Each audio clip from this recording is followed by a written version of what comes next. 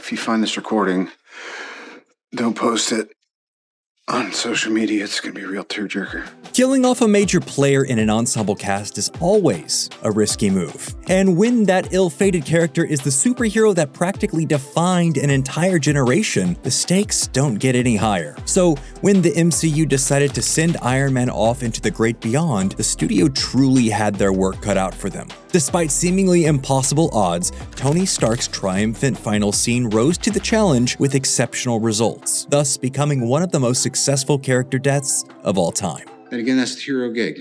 Right? Part of the journey is the end. In 2019's Avengers Endgame, the Marvel Cinematic Universe defied audience expectations and hurtled past the point of no return. Because during the film's climactic battle, the MCU's elder statesman met a fate that still haunts us today. Everywhere I go, I see his face.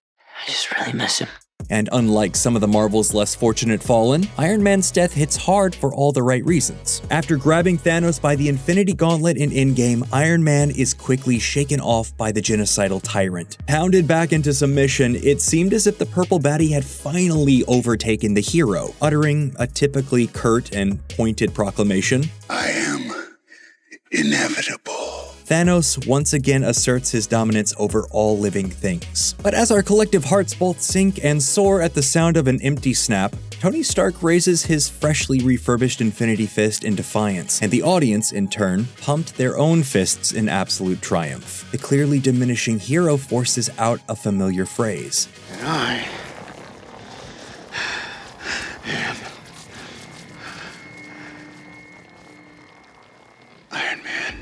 And when Iron Man drops this line, it comes at you from every possible angle. Tony Stark's final words stand as a testament to his own eternal crusade for justice. If Thanos is truly inevitable, so too is the spirit and sacrifice of Iron Man. A symbol for what humans are capable of, Tony Stark is more than just a superhero. Iron Man is an ideal. When we look into Stark's eyes before the final snap, it is obvious he knows it too, and that by literally giving his life for the greater good, maybe Iron Man can live forever. All grimness aside, I am Iron Man is just an awesome line, period. And no matter which way you slice it, Tony Stark's devil-may-care attitude can't help but shine through, even in his darkest hour.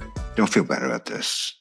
I mean, actually, if you grovel for a couple weeks and then move on with enormous guilt. This line also takes Marvel fans back to a decidedly simpler time in the cinematic universe, because more than a decade prior, Tony Stark had uttered this same phrase at the end of the first MCU film. In 2008's Iron Man, Stark is pushed in front of a packed press conference of curious reporters. I'm just not the hero type, clearly. Rather than keep his secret identity, Iron Man instead outs himself to the crowd. I am Iron Man.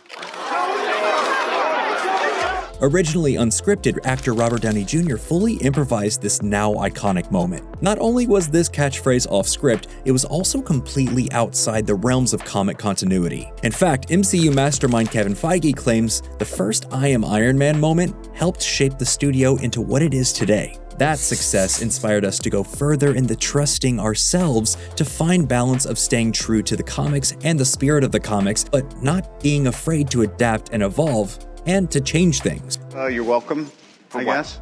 In Avengers Endgame, I Am Iron Man could not have been more fitting for Iron Man's final act of heroism. Because unlike his original decision to blurt it out to the press, Tony Stark had now delivered this iconic line in an entirely new way. Much like in his debut, Iron Man's Endgame mic drop was once again ad-libbed. While it's hard to believe there was ever any other choice, I Am Iron Man was actually a last-minute decision. You do not want to f up Tony Stark's last line. According to the directors, multiple takes were shot in order to find the right final line for the MCU's greatest hero. So he actually asked to improvise a few lines here. We tried some alternate versions of it, and they were sort of more in the snarky Tony Stark vein. But when it came down to the wire, there were even reports that Iron Man dropped what could have been the MCU's first F-bomb. I think there was a "f you" at one point, one of Endgame's writers claimed.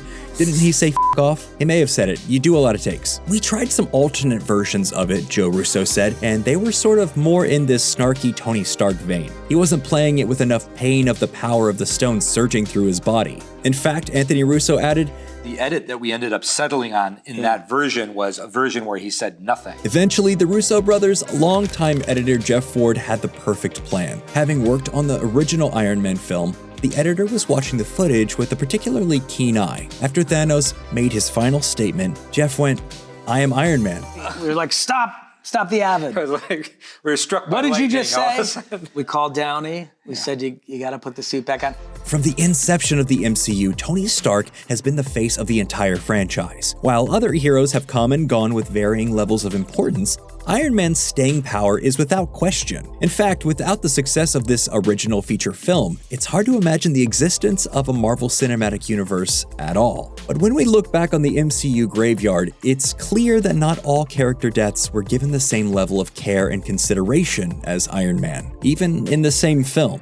Although most assumed killing Tony Stark would never actually happen, the reason Tony's death in Endgame works so well is not only because it's a nostalgic callback, but the completion of the character's arc. When Tony says, "I am Iron Man," originally it's out of ego and defiance. When he says it in Endgame, it's out of selflessness. It's truly his final step into becoming something more. In the wake of Iron Man's Endgame snap, Thanos is forced to watch his machinations turn to ash around him. Swept away by the wind, the stunned villain's defeat is the sweetest of victories. But as the battle dies to a dull ember, the fate of Iron Man becomes clear to those who held him most dear. You won, Mr. Stark. You won it. You did it, sir. You did it. Succumbing to the radiation poisoning and mortal wounds, Iron Man passes from this reality with his teary-eyed loved ones beside him. In playing a mostly careful hand with his heroic send-offs, the Russos effectively gave Iron Man all the depth and stakes needed to deliver one of the most affecting character deaths of all time.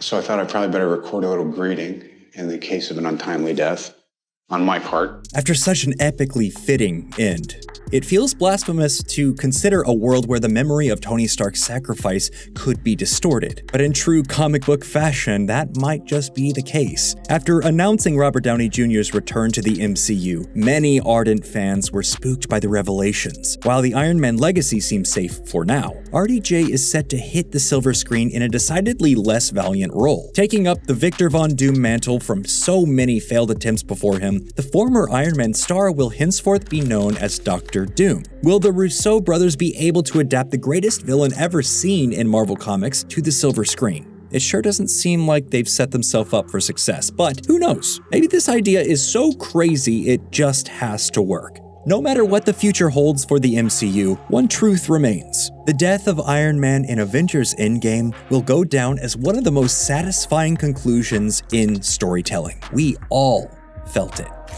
And that's it for this week's episode. So what do you think? Can our brains handle the Iron Man Dr. Doom switch up? Which death in the MCU hit you the hardest?